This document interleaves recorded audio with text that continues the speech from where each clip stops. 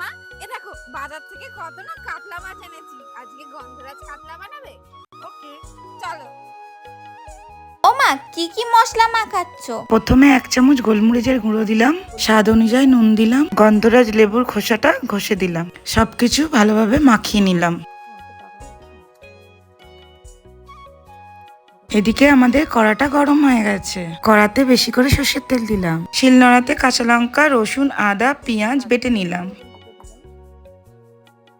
এদিকে আমাদের কড়ার তেল গরম হয়ে গেছে, মাছগুলো একে একে ছেড়ে দিলাম।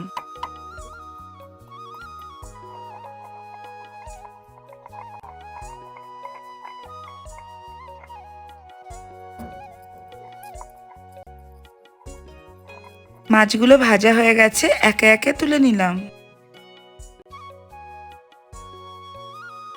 আবার শিলনোড়াতে কাজু আর আলমন্ড বেটে নিলাম।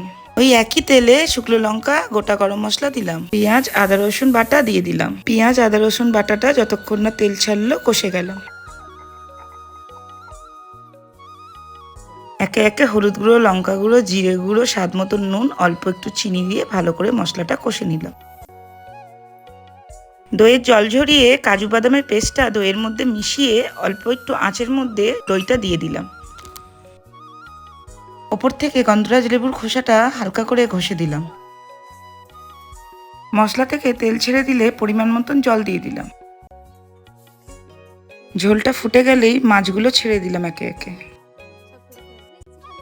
আগে দিয়েই গন্ধরাজ লেবু স্লাইস করে কেটে রেখেছিলাম, ওপর থেকে জাস্ট দিয়ে দিলাম। গন্ধটা কিন্তু দারুণ বেরিয়েছে মা।